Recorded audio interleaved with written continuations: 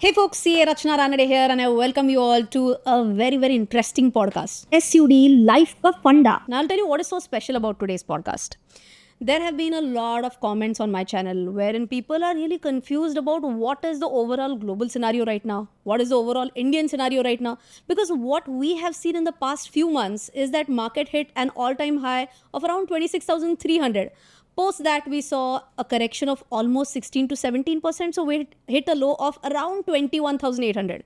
And since then, we have seen a nice recovery in the markets and we have been lingering around that 25,000 mark right now.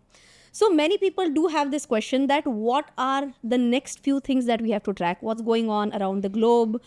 How could these impact the global markets and the Indian markets? So today I thought, why not invite an expert on our channel? And that is the reason why we have with us Mr. Prashant, who is the CIO of Star Union Dai-ichi Life, that is SUD Life. And I'm sure this is going to be a podcast wherein you're going to literally learn so much that you would want to take down some notes from today's podcast. So a big welcome to you, Prashant. Thank you for joining it. Thanks, Rachana, for having me. It's a pleasure being with you. Thank you so much.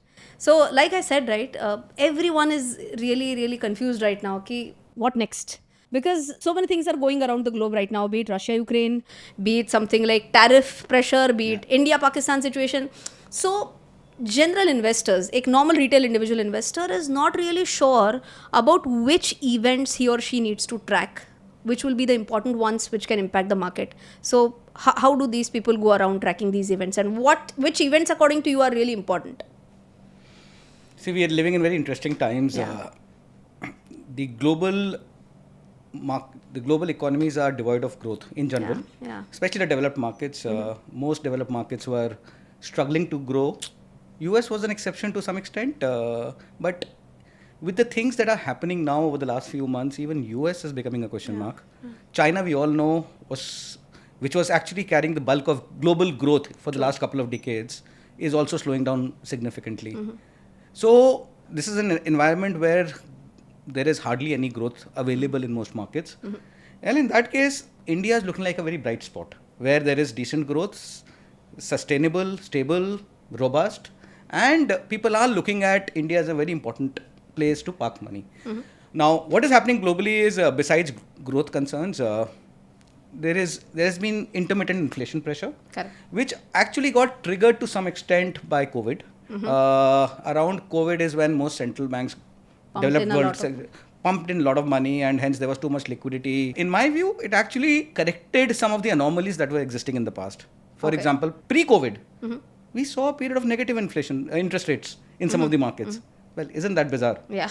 I'm saying it tantamounts to people being paid to borrow money. Yeah, absolutely. So post-COVID, at least the risk got repriced appropriately in that sense. And a lot of these markets saw fair bit of inflation, and bond yields which had hit a low of, let's say for US about 0.5%, for countries like Germany significantly negative, Japan negative. So all of that got corrected because there was inflation, and there were generations who had not seen inflation. So everybody was kind of taken aback, and bond yields also went up. We saw US bond yields go up to as high as 5%, and we are currently hovering around 4.5, 460. So a lot of things are happening at the same time, and with a number of economies now becoming more inward looking. For example, everybody is trying to protect its own interest. What is that resulting in is everybody wants to now manufacture in-house. Earlier, for the last couple of decades, China was the manufacturing powerhouse of the world. And in some sense, because they were so efficient, they were exporting disinflation to the rest of the world. And hence there was very little inflation, and hence bond yields had come down, interest rate had come down. And in some sense, US bond yields decide the cost of capital for the rest of the world. So when US bond yields came down from close to 13-14% in early 80s to 0. So was it that high? It was 13-14% in early 80s. It came down to as low as 0.5% in 2020. So people of certain generations had seen only interest rates coming down. So all of a sudden that changed. And a number of people, a number of central banks, a number of governments did not know how to react to it. And hence now we are seeing that transition period where things are happening. As I said, US being the cornerstone of global cost of capital, now when its bond yields are going up and its fiscal deficit is looking completely out of control, So when the central banks actually pumped in a lot of money, their balance sheets also went for a toss. Correct. So most advanced economies, the debt to GDP is upwards of 100%. And So that's true. probably the point at which things start becoming a little unsustainable. So US has also reached that point. Correct. Now, the fact that over the last 10 odd years, bulk of the money, global money, went to US. And in some sense, a sort of a bubble got created in the US equity markets at least. Okay. US became close to 60% of MSCI global index in terms of weightages. US being 25% of global GDP. Its market cap was about 60 odd percent of global market cap. So all of that happened, and now it's correcting fast. Or at least people are thinking that US is no longer the only market which commands that respect, that allocation, and so on and so forth. And hence, money has started moving out. We have seen US dollar correct significantly. It's below 100 now. DXY, dollar DXY index, is below 100. And US bond yields, as I said, have gone up. The US hegemony, which existed for the last several decades, is now under question. From being a unipolar world, it's now becoming a multipolar world. As I said, from now everybody is trying to look at its own interest, and hence everybody wants to manufacture in-house. Now what it certainly does is, you are certainly not the most efficient producer of things. Absolutely. Because you are importing from China, and hence your consumers also benefited from lower prices. Correct. Now when you want to manufacture yourself or put in tariffs, which is now the buzzword, Correct. everything starts becoming more expensive for them. So I see a period where inflation will continue to remain high for the foreseeable future. Okay. So that environment has completely changed, or it's looking like changing from disinflation for a couple of decades to, in my view, an inflationary period ahead. So that is a very big change happening, and hence my personal view is that bond yields will remain elevated, which at some point will disrupt financial markets. It is, you can say it is in the process of happening, but most likely what will happen is when it starts really disrupting financial markets, the governments and central banks will try and control it. So that's when inflation will probably go up higher, in my view, because what you do is you'll probably try and keep interest rates lower, and hence the demand is certainly there, and hence inflation will remain higher. And we are already seeing signs of that reflect in some of the asset classes already. For example, you see how gold has rallied. Correct.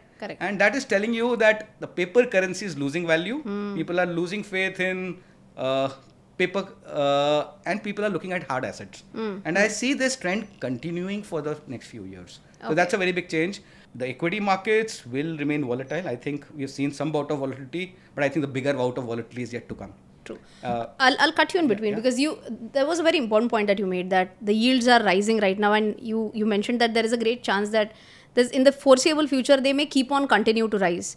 But in that case, if US were to refinance its debt, I'm sure they'll have to do it at a higher rate of interest. Again, that will bring in more pain for the US economy. That's correct. And those economies like someone like Japan or China who have bought a lot of US bonds, they are the ones to benefit. So would that also mean that there will be a kind of distribution of power in the globe rather than US being the dada of financial markets right I now? almost hinted at that US hegemony in my view is over. Now there are multipolar worlds, and China is actually commanding its own respect. It's saying, okay, I'll do things which benefit me. Correct. And in my view, US is no longer able to bully China. So they tried doing it through the tariffs, but they had to step back. And I think that will continue.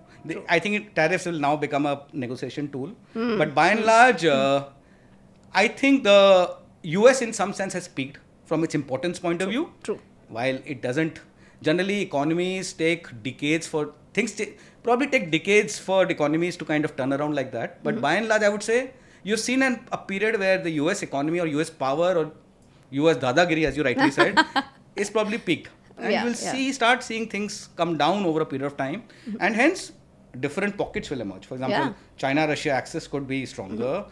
Maybe India-Japan could be stronger. Some of the Gulf nations could come together and become stronger. So there will be pockets which will probably become more important.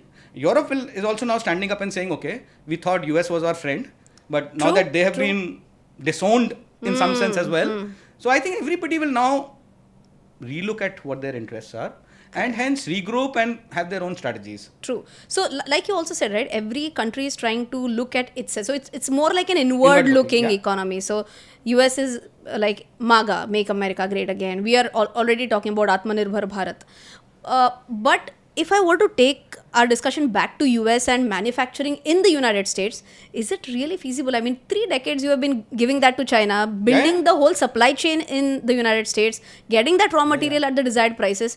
Won't that in fact shoot inflation to another different level? Yeah. So I think they will try and do that first, Okay. but at some point they'll have to step back. For example, uh, Trump stepping back. I think he steps back practically every day. So depending on which side of the bed he wakes up from, he will decide what he wants to do. So that volatility is for sure. So when the elections were coming, when the US elections were happening, somebody asked me, what do you expect? I say, I only expect volatility. Because it will depend on how is his mood on a particular Correct, morning. correct. So he'll keep doing that. But having said that, it's not easy. Yeah. For example, China has dominated the entire global manufacturing and supply chains have been set accordingly. Correct. Now, in some sense, you're trying to disrupt those supply chains and create new ones. Not going to be easy. As you also rightly said, there will be inflationary pressure because you are disrupting something which was very efficient. Correct. And trying to recreate something which is not as efficient. So there will be inflationary pressures. But at the same time, what will also happen is people like US will realize that it's not feasible to do the entire thing. So what they'll do is to make China less important, they will look for more alternatives. So everybody's now looking at China plus one alternative for they're creating new supply chains, new manufacturing setups and so on and so forth. Countries like India, we stand a very good chance. And I see a number of policies which are supportive of that. I only hope all of this happens fast enough. For Exactly. example, if we have to capture this so-called China plus one opportunity, it has to happen in the next few years. 100%. Otherwise, we'll miss it. So that is something again which is emerging very clearly. And tariffs will remain, I personally don't get too worried about these things because they can change. They are only a negotiation tool in my view. True. And they can keep changing, and India should do well in terms of ensuring its own interest by doing some of these important trade agreements on a bilateral basis. Okay, we'll do like this with US, we'll do like this with Europe, we'll behave in a particular way with Japan and so on and so forth, which is the right thing to do, but seize this opportunity. Correct. Because even from an India standpoint, it is very important that we become, our share on manufacturing goes up significantly. And this can only happen if we seize this opportunity. This opportunity has probably come as a God's blessing Correct, for India, correct. and we should certainly. I was seize it. just trying to check the GDP because recently, the news came up from Niti Aayog as well that we have climbed up the ladder, and from being the 5th largest economy in the world in terms of GDP, now we are at number 4. We have overtaken Japan. It's expected that by 2028 latest we should be overtaking Germany as well. But then from going from number 3 to number 2, it's such a steep climb. For China, it has been 9 times. And then I was just trying to figure out that what are the components of their GDP contribution versus ours. Everyone is talking about China plus one. Yeah. But then if we were to increase our manufacturing share, then how can we do that? If you were the policy maker, what would you have done to ensure that manufacturing picks up in India like this? Yeah. So the policymakers are trying to do some of the things like having PLI, inviting people to set up shop in India. I think one clear message is that we need to create appropriate infrastructure, 100%. which is also happening, but it's happening, I would say, rather slowly. And it's right when you rightly said that India will now become the 3rd largest economy in the world. While it's a very good thing to acknowledge and be happy about, we should also try and have a more global voice. Yeah. For example, when you are the 3rd largest, you should make your presence felt. You should have a say in global agendas, global economic policies, bilateral trades, geopolitics, and so on and so forth. So I think India has done a commendable job in the last 10 years in terms of its foreign policy. I think we now stand our own ground and we are not deterred by anybody else. So I think that part is happening fairly well. But yes, we need to solve our internal problem of creating enough jobs for our people. We are the largest in terms of population. Roughly 1.5 crore people get added to the workforce every year. The biggest opportunity or biggest threat for India is to employ all of these people productively. Yeah, absolutely. And that can happen perhaps only through if we have a much larger manufacturing base. So we are doing quite a few things, but I think it should happen probably more quickly. And we have to create the right infrastructure, right environment, be it regulatory reforms, be it legal reforms. All of that has to happen at a very fast pace. Yeah. My fear is that if we don't do this fast enough, the opportunity that we could have seized will probably get missed to some extent. Yeah, true. So I think that a lot of that should, And interestingly, we are now seeing India having its own policies which may be very different from other countries. For example, there are countries which are raising interest rates and bond yields are going up. India bond yields are coming down. True. Yeah, we are one of the very few markets, stable markets, where the bond yields are coming down. They're coming down in China also, but that is more because of deflationary pressures and not because of anything else. But if you look at it, right now, Indian bond yields are only about 180 basis points higher than the US. In our history, that's happened only once or twice, that bond yields, difference between Indian bond yields and US bond yields is so low. Correct. And I can certainly see US moving towards 5%, India moving towards 6%. So the bond yield gap will become only 100 basis points, Correct. which tells a lot. So in some sense, if you step back and think, the risk of US and advanced economies is going up, and the risk attributed to India is coming down. Amazing. And when that is happening, the cost of capital for India should be lower. Absolutely. Our rating at some point should get upgraded. Our Recently, it got upgraded once. I'm right? saying Yeah. far higher. Far higher. US is getting downgraded. It should have happened long back. To be fair, this is only one of the rating agencies downgrading US recently, but it should have happened long back. I think Moody's recently Yes, downgraded. so it should happen. And I think India's rating upgrade is far overdue. So if you look at India's macro, I think we haven't had it so good for the last few decades, I would say, or probably ever. So our growth is stable. I would argue we should grow more. But 6.5-7%, we are amongst the fastest. Correct. While it's good to acknowledge, but I don't think we can pat ourselves on the back as far as growth is concerned. But every other element, for example, inflation, stable, under control. We are below 4%, which is very good for an economy like this. Our current account deficit is below 1%. And the other day I was making a presentation to our internal folks, and I said, I am taking a bet that in the foreseeable future, our current account would be closer to zero. Wow. If not surplus, at some point, we'll come very close to zero. Amazing. And that's the time when I expect the Indian currency to start appreciating. Getting stronger. Yeah, we have only seen periods where Indian currency is weakened. Yeah. So, आँख बंद करके लोग बोलते हैं Indian currency weakens by 4% every year on an average. I'm saying I'm looking for that time when Indian currency appreciates by that margin. In that case, do you see that the foreign inflows would be higher in India as well? Because right now what they calculate is, let's say they're getting a 12% return, mota moti, and then there'll be a 4% currency depreciation. Fir again taxes. So ultimately it boils down to a percentage which is 100%. barely a percent or two higher than their own bond yields. 100%. So if there were to be a currency appreciation, then I'm sure the game will change, right? I am expecting that environment.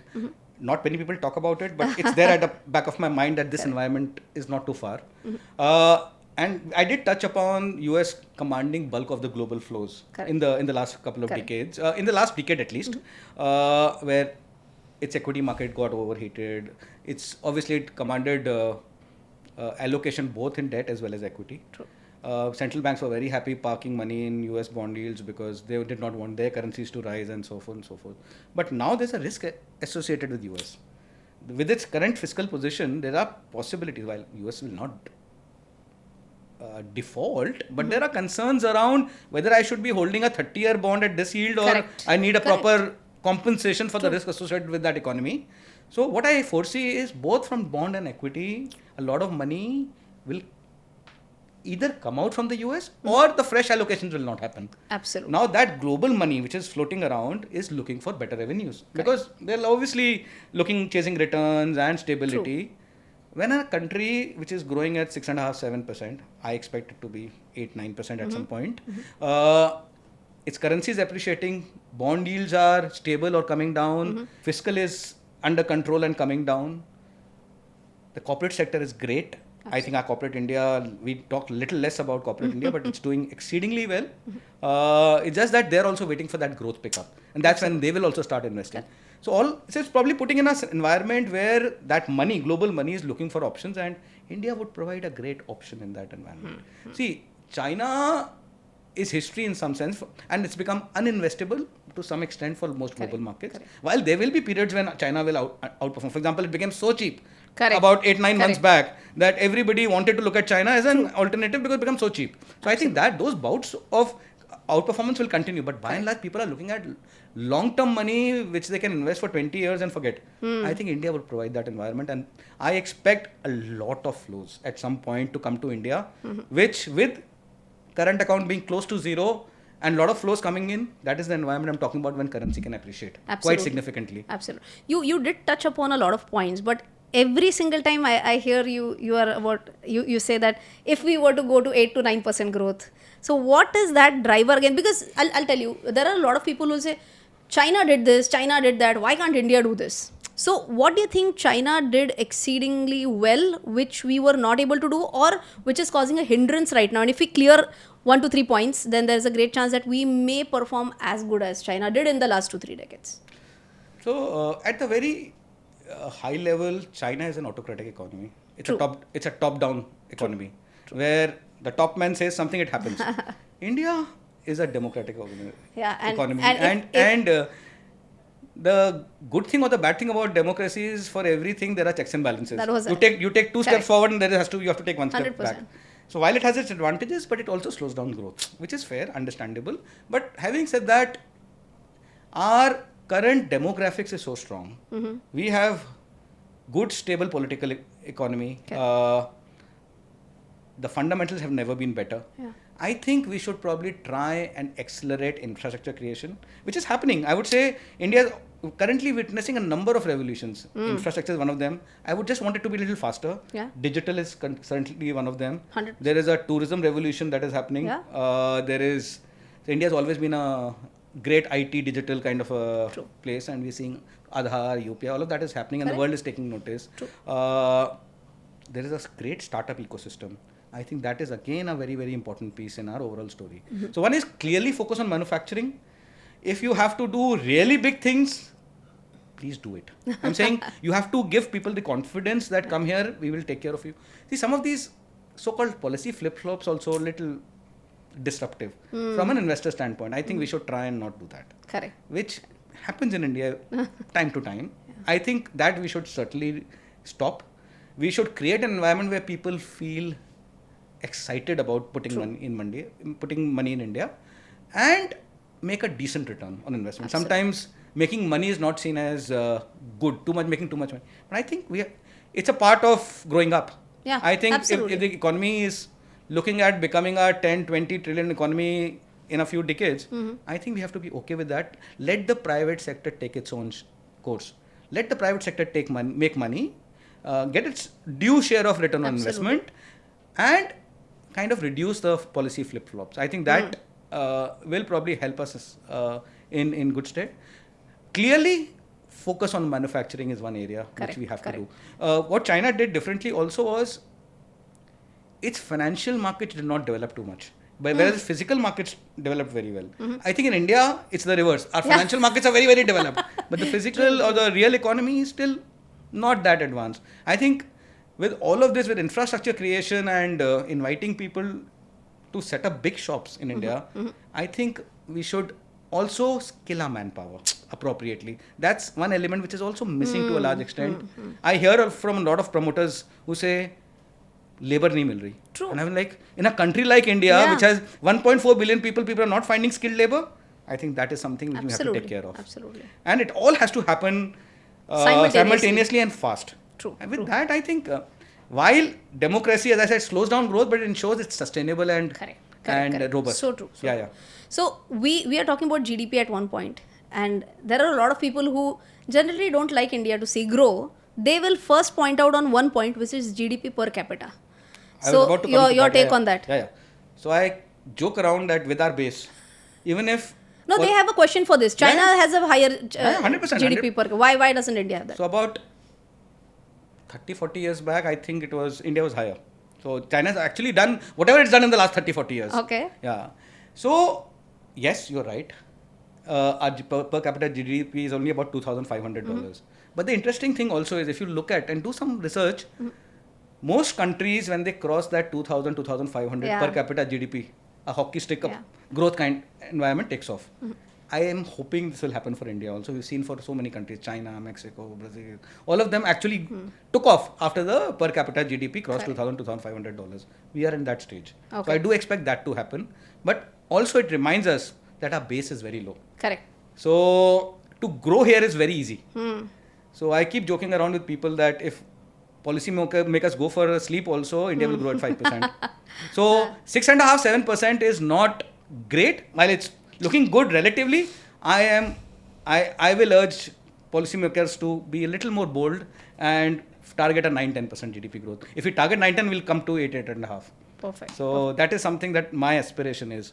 So we actually touch based on so many points. But then again, if I were to take you back to the very first question where we started, that there are so many things going around the world. So if a retail individual investor were to track at least 2-3 points, be it from an Indian perspective or from a global perspective, which top 3 would they be? I think if one has to ensure that individual investors' risk management is in place, I think one of the 2 or 3 important things that they should watch for is how the US bond yields reacting. If they go up above 5% and stay there, then there is some disruption coming. Okay. Gold, which has done exceedingly well over the last couple of years at least, I would say if it continues to keep going up, which I do expect it to keep going up, but from a 6-month perspective, let's say it's currently about $3,300. If it goes to 4,000, it is also suggesting there is something wrong happening. Gold is a safe haven. It's a safe haven. People the asset class becomes attractive when there's some concerns. There are concerns, there is uncertainty, there is volatility, or paper is losing value. And generally commodity prices. I'm saying these are things which will ensure that the inflationary environment is now upon us. So that is something which one has to be a little careful about. The movement of currencies. Of course, geopolitics is something which is happening in front of our eyes, and unfortunately it's become a part of something we have to live with. So these are some of the things from a global perspective which one should keep in mind. While US markets did see a little bit of equity markets see a little bit of correction in the last few months, and now they have bounced back and now close to their previous highs. I think a big correction happening there is also something which will disrupt the global financial markets. Do you see that happening? At some point, yes. May not be immediately, but if you ask me, will it happen in the next 12 months?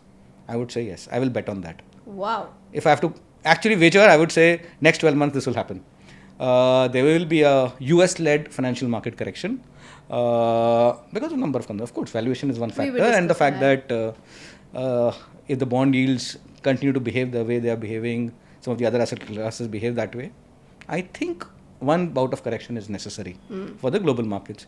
And when US sneezes, everybody catches cold. So we may see some correction happening in our markets also. But I think India is largely insulated from all the stuff that's happening globally, including tariffs. I would say, we will find our way from tariffs also.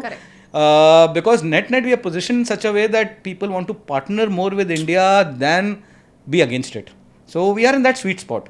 वो एक होता है ना हर किसी की life में there is a period when most things tend to go well. Correct. And there are phases when most things tend to go bad. True. So we are in that environment. So I think Indian retail investors should not worry too much. They should follow their own rule-based, their goal-based investing, and they should be disciplined enough. So my recommendation to them would be basically follow your the most important thing is save money. No. So I'll come to that in a personal investing part. Before that, you mentioned that there is a great chance that you see that US could correct in the next, let's say 1 year, 1.5 year, whatever, 12 months, whatever.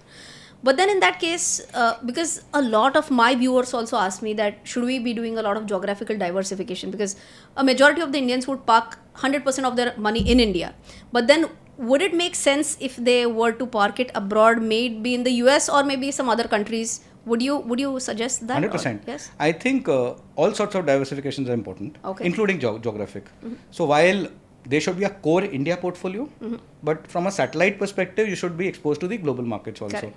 So I would say for the last 10 years, US was a great market to have that so-called diversification approach. As I said, 12 months back, 9 months back, China was a great market to park your money for the short term, maybe get the correction sorted out. For example, the P ratios in China had come in single digits. Absolutely. So I think that was a little too much. So there are opportunities to make easy money in China in the last 6-9 months. Similarly, those kind of opportunities will keep coming from time to time in various markets. Correct. So it could be Europe sometime, it could be Japan sometime, it could be some other market sometime. So I think what people should try and do is have a core portfolio in India, but also look for some diversification. Satellite portfolio. Satellite portfolios in different parts. You could play different markets at different points in time. True. You don't have to be stuck to one market. So that obviously helps, because there are periods when a particular market goes through some sort of, one can say, time correction, or things don't happen for some time. It's good to have a little bit of diversification, because you also want your portfolio to get the maximum returns, scalability, by having these diversifications. And it's always good to be diversified, whether it's geographic or asset classes. Correct. So one has to keep in mind that it could be different asset classes also from a geographic. For example, if somebody's been doing too much of fixed income, could look at equities. Somebody's been doing too much of equities, please look at gold, silver. I think their time has come. Obviously, they have been doing well, but I think there is a far greater returns to be made in some of those asset classes. Especially silver it has seen a big downward movement for last so many years, and now we can see. So it's been the most hated asset classes in some sense, but I think the time is changing. So I have personally been very bullish on gold and silver. I think gold has done well. Yeah. You never know, silver's time is coming. Like RCB won it after Yes, 18 years. Similarly, silver could be the next winner. And when it moves, huh? Yeah, it does. So I think that time is coming.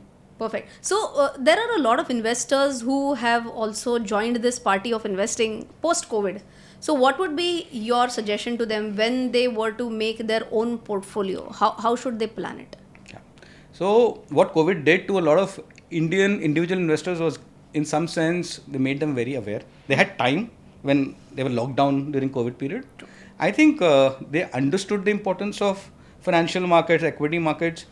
I think in the last 5 years, the retail investors have become very knowledgeable, insightful. Absolutely. I think the level of awareness is great. I see people asking some very, very intelligent questions, and they have understood that the fact that they had been using only one or two asset classes in the past may not work, and equity is a great inflation hedge asset class for them to make wealth over the long term. Absolutely. So in the past, Indians were essentially real estate and gold. True. Then it became, from a financial markets perspective, it was largely bank deposits. I think we are seeing that trend change over the last few years, physical to financial. Correct. And even within financial, from bank deposits to more market linked. Very So that nice. trend is happening. And as I said, people have become very, very aware, and it's very good to see that level of insight in retail investors. And they are parking large part of whatever they can save in equity markets and mutual funds, and possibly doing the right thing, especially for youngsters. What it actually did also was, it encouraged some speculative trading.